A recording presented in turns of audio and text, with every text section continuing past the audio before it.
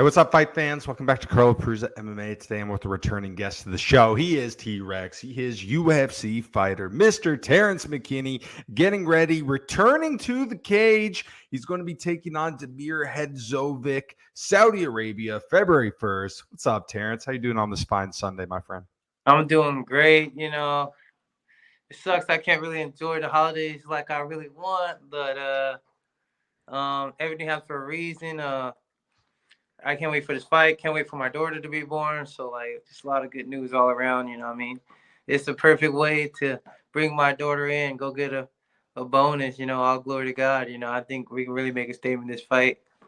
Get a quick bonus and yeah, start the year all right with the new family Yeah, member. absolutely. Obviously, getting to return to the cage, got to do it. Saudi Arabia, a huge card. Israel Adesanya headlining, so many other guys. But what that makes this even cooler, two of your teammates are coming with you. Mike Davis, Lucas Alexander. We were talking about a little before. It's crazy. Three guys from your gym playing on this premier card. What is it like to be able to, travel the world, go to Saudi Arabia, be able to bring two of your boys with you? That's crazy. We're just talking about this like only teams that get to do this is like huge team like American top teams, Israel Adesanya teams out there in Australia. You know what I mean? To have an opportunity like this is huge for our gym, and like you just see the favorite guys like on us right now, and I'm just excited to help put my team on the map. And it's nice because we can all share this moment together as a team, and it's gonna be huge for Fusion. I think Fusion Excel, one of those gyms that's been very underrated for a long time. And the bond, close knit bond of all those guys, obviously the core guys in that gym, the Phil Rose, Alex Nicholson's, Mike Davis, the list goes on and on. You and Charles Johnson recently come to the gym within a year, and you guys all mesh so well. It really looks like from the outside looking in a very family type environment. Is that the case? I think so. We're all brothers, and Charles Johnson's like having Gandhi on your team. He's just like my big unc, and just I get mad at him sometimes, but like this dude really motivates you and makes sure like you stay sharp, and he's really just gonna make sure he pushes you to the best version of yourself. So like, shout out to Charles Johnson, shout out to Lucas Alexander. It's just nice being around such good mind and mixed martial arts. We can all just pick stuff off each other's brain and really just evolve our game left and right. And obviously Julian, 12-1, the dude can grapple and wrestle. So like just having that in the back trick of our pocket, just like I said, it's gonna be like monumental. For you, what went into the decision to move down to Fusion and train there full time? It was honestly like I prayed, right? And then like I started hearing like fusion. And I was like, what? Fusion? I can't go to that league. I'm already in the UFC, God. And then and I was like, oh yeah, Fusion X-Cel. What am I talking about? And then I was like, you sure, God, Fusion? And then I prayed about it again. I was like, God, whatever gym I'm supposed to, just have him reach out. And I waited. And you know what I mean? Phil hit me up twice about the gym. So I knew that's where I was supposed to go. And then I talked to my family members and people I pray with. I was like, let's all pray together. I want you guys to ask God if this is where I'm supposed to go. And it was a yes. And yeah, ever since I got here, I knew it was where I was supposed to be. Come tap into my old roots, and I finally got cardio because like Julian be making me run, and I'm acting like saying fuck it, I'm just gonna run. He make us do sprints, and then I'm putting in 3 miles, like almost like every other day. So like really just trying to be motivated this time, and like and the guys at the gym bring that energy, so I know I got to be in shape and on point. So like yeah, it's a huge blessing. Julian was telling me, I think three times last year, Alex Pereira made an appearance. What is it like to be able to, have him, Glover Teixeira, those guys come down and train with them? It's super dope, especially Leota and his kids. His sons are so filthy. They're like 12 or 13. Like, could probably beat up grown man. Just having like such like true mixed martial artists like that. And then we got Alex Pierre, old boxing coach that comes in. And then like he's killer at the mids and like just killer work with like I said, like Julio, my other teammate Angel. Like these guys, they're going to be in the UFC hands down, and I got the best 155 team lineup I can really ask for. So really blessed to be here. You know, for you, you've been very open about it. Your story is such amazing. It's helped so many people. You've overcome so many obstacles in your life and got you to a point where it's like you're very good in the MMA career. You're about to have a son. What is the biggest thing you've learned that's helped you throughout your journey? I would say just to know like these trials is just help to mature me. You know what I mean? Like all the mistakes and things I had, I treat it as a lesson. You know what I mean? Like I get mature, my faith gets stronger because, of course, you're gonna go down a dark path and you're losing, and just to be kept in the UFC, I know like God put favor on me, so like I got a reason to be grateful every day. Plus, I got my beautiful son, I got my daughter on the way next month, so like I really can't complain. Just just what helped me just count my blessings. You know what I mean? Like just knowing like even if things get worse, eventually they got to get better. You know what I mean? You know, from a mental standpoint, do you think this is as mentally strong as you've ever been? I would say 100%. I say like, and also I didn't realize that running really gets you mentally tougher. You know what I mean? Because you start really thinking, you're like, I can just stop running right now. You know what I mean? But when you have to get to that destination, it brings out a different element out of you. You know what I mean? And I think that's gonna be huge when I'm in these moments in my fight when I'm thinking I'm tired, but I'm gonna think about all the miles I ran. I was like, my body can keep going no matter how I feel. And I think, yeah, we're gonna this is my year. I can feel it. All glory to God. Like I said, like this year is I'm gonna get to where I was supposed to be. Guys that I beat, touched the ranking, Favola, Zion, people like Zion want to run like he is, but sadly, you know, he got to get his ass kicked by my boy. But I actually respect him. He's a real cool guy, but obviously I got to go for my teammate. So, um, but yeah, just being around like that energy that everyone wants to be the best and everyone wants to get better every day. I just know like this kind of people I need to be around. Do you feel like fighting is more mental than it is physical? 100%. 100%. That's why you guys see like there's some people that are better than people, but they got that dog in them. For example, like Driscoll's, like I don't even think he's been better than anyone he beat. You know what I mean? But he's ready to go to the trenches to do whatever the fuck it takes to win. You know what I mean? And that's a dangerous motherfucker. Like people that like Marab. You know what I mean? Someone like if you don't knock him out or kill him, like you ain't gonna beat that motherfucker. And that's why I try to tell people like it's nice to be skillful, but you gotta have that dog in your mental is everything. So just keep your mind right. You know, so you're taking on Damir Hadzovic, Saudi Arabia. Overall, what do you think of him as an opponent? I'm not sleeping on him. We saw what Cub Swanson did. Age is only a number. So and I know he's nice with the knees, so I gotta stay sharp. Cause you know in the past it seemed to be my weakness. So making sure I'm ready for that. And just making sure I'm being a complete mixture martial artist, pretty much. You know what I mean? Because like I seen him get messed up wrestling, but at the same time, I think I can put it together on the feet over him, and just making sure my defense is locked in on the stand up, and really just go out there be myself. You know what I mean? When I'm not hesitant and I got everything firing, that's when I'm a dangerous man. So just making sure I'm mentally prepared to be who I am out there, and when there's no doubt in my mind, and there won't be hesitation. So just making sure every stone is unturned. You know what I mean? Stylistically, do you think this favors you?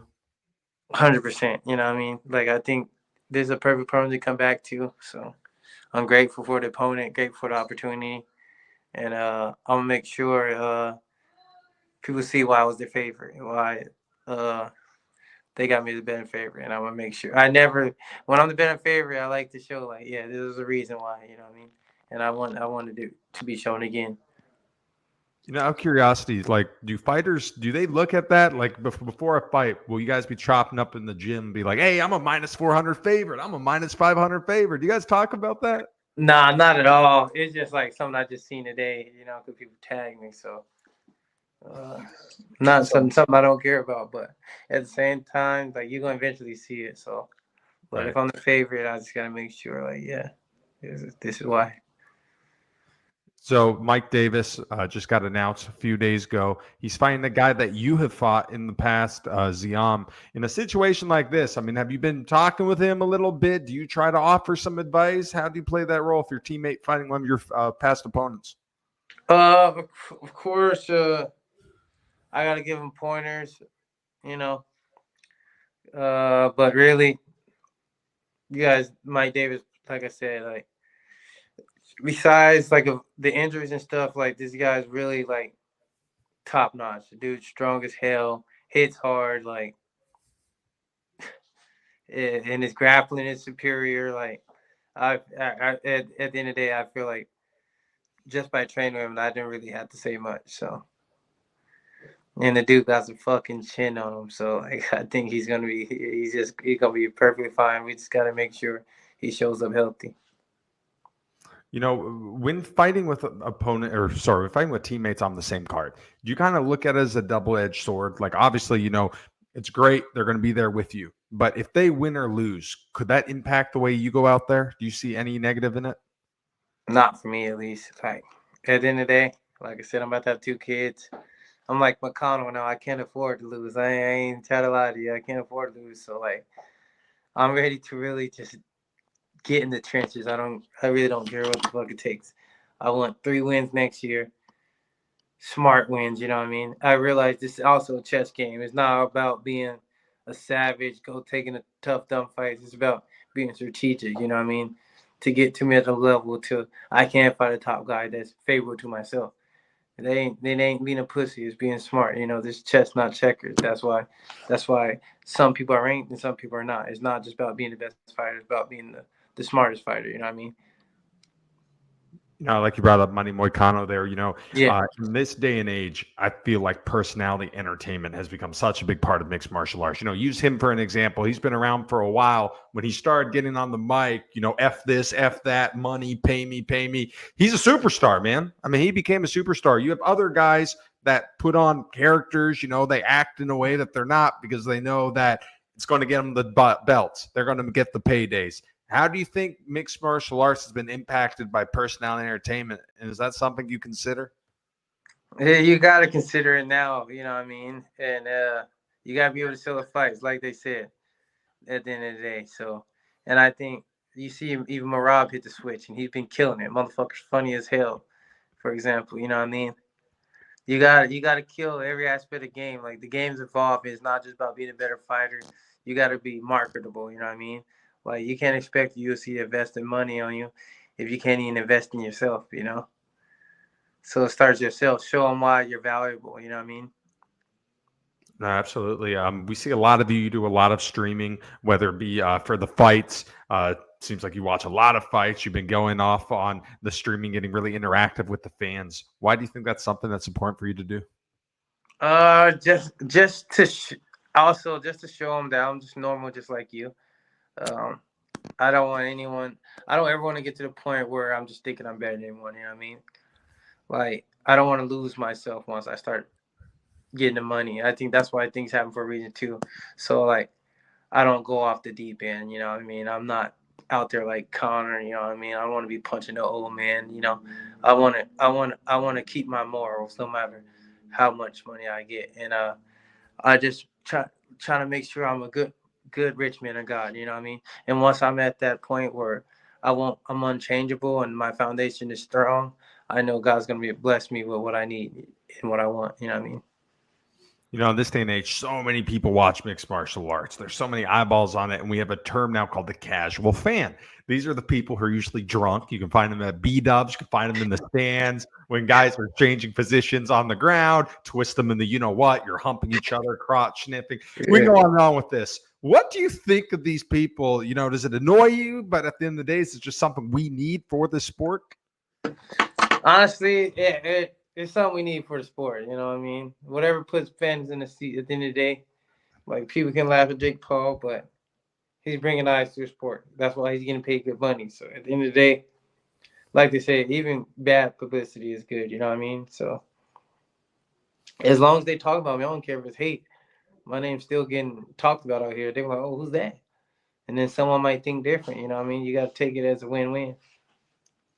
You know, you're at a point in your career right now where you've had several fights in the UFC. You've had some huge moments in the UFC. You're getting to be a name where a lot of mixed martial arts fans know who you are. Do you feel like going into 2025 with you now having the new gym, you want to be as active as possible? It's 25 the year that you take off. I 100% think so. Like I said, I'm gonna take 3 fights, 2025, and I'm gonna make sure I win it all. You know what I mean? Like I said, I can't afford to lose. I'm about to have 2 kids. Like it at first, like I didn't really care about the result. I just want to have fun. But now it's different. Like I gotta take care of 2 kids, my baby moms. Like I, if I still want to live the lifestyle that I got to live, you know what I mean? Losing ain't no option. You know, a lot of fighters tell me, you know, when they do have the kids, that changes them, that adds an extra sense of motivation. While your kids aren't here yet, are you already feeling that motivation, extra drive from that?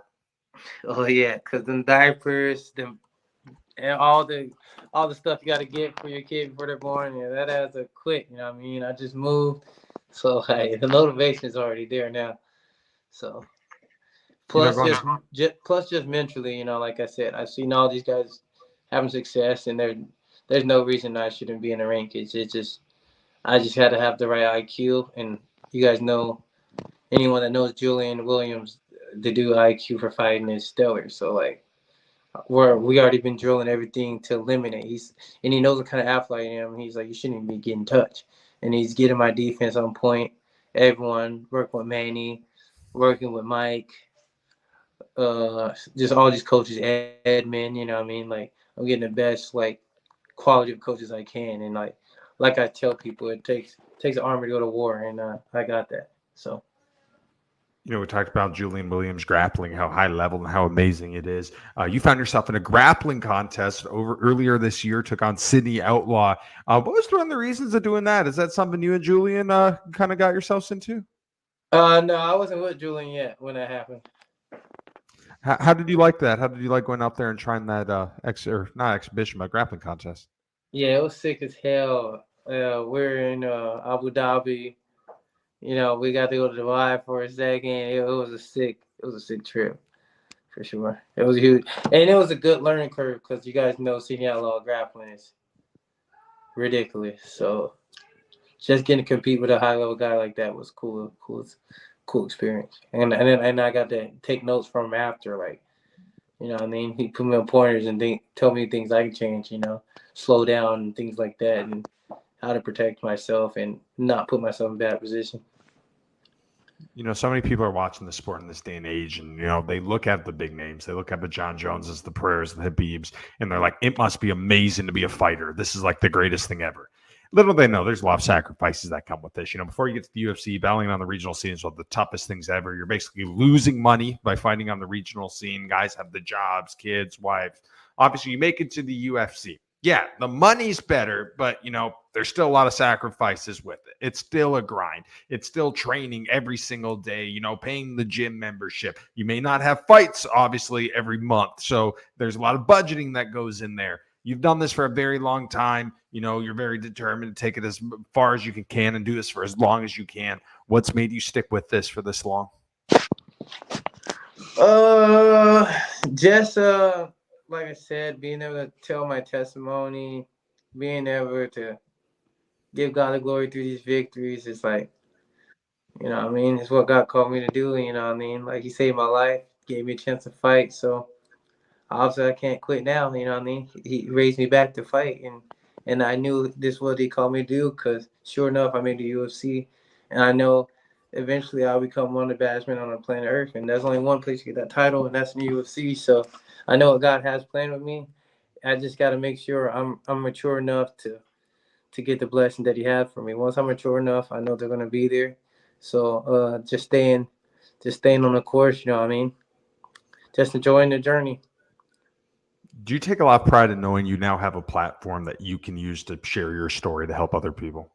Yes, it's been huge. I got to speak at a couple places with the UFC and talk for Phoenix. Like, it was just a great opportunity being able to share my story and help change some people's life. You know what I mean? Like, your word and you actually being a friend to someone and giving them true love, like that goes a long way. And there's no better feeling than someone saying like, "Yo, I needed that. Yo, you like changed my life. Like, yo, like I was sad, but you know, you made me happy." But I know it's not me.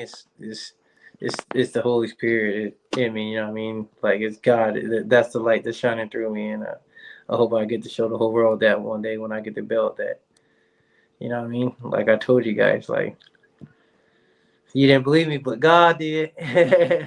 Do you get that a lot? Do you get a lot of fans and, you know, people hitting you up on Instagram, Facebook, and like telling you that, you know, you helped them or asking you for advice and stuff Yeah, like asking that? for advice. Yeah, all around, like all the time. Yeah. No, that's awesome. So one thing that you told me last time is you eventually want to start doing, I think it was community centers. Yeah, Talk a community little bit more centers, about yeah, that. and then giving people a chance to like just share their story and talk to people, and cause there ain't nothing about being part of a team, letting them train, work out, because working out, you know, builds your confidence, and it goes a long way when you got support and a team around you, and then give them something, a good addiction to be a part of, you know what I mean? And then if they really like fighting, not just training, you know, then I can show them the ropes and how to get involved to taking it to a bigger thing besides training to just get off drugs, you know what I mean? Better your life, you know what I mean? All right, last question for you, Terrance. In a perfect world, what is the outcome when you take on Damir Hadzovic February 1st in Saudi Arabia? Devastating knockout, man. I think we put his lights out, you know what I mean? And hopefully we do it clean. We don't have to be aggressive. I don't want to hit him. If I know he's out, I don't want to hit him. I want to show people like my skills growing. I know when I get the clean shot, and, you know, I hope perfect world, we both get to go home safely, you know what I mean? And yeah, go see our families, you know, me with the victory, and I tell them that it ain't, you know, just it's like I said, it's my time. It ain't nothing personal, you know. I hope you get home safely.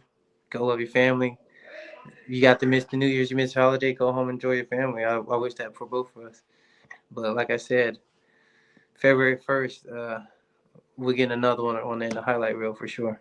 All glory to God. Awesome. Well, Terrance, man, thank you so much for chatting with me on this Sunday, man. You're always awesome to interact with, and I wish you nothing but the best, my friend. Hey, I appreciate it, man. Yeah, I hope you have a great day, man, and Happy New Year's. Do it big for me, cause I can't, you know what I mean? But yeah, enjoy. Absolutely. Well, that's it for us tonight. I'm Carl Perusa. That's T-Rex, Mr. Terrance McKinney. Thanks for Yes, watching, sir. Fight fans. Hey, love my way.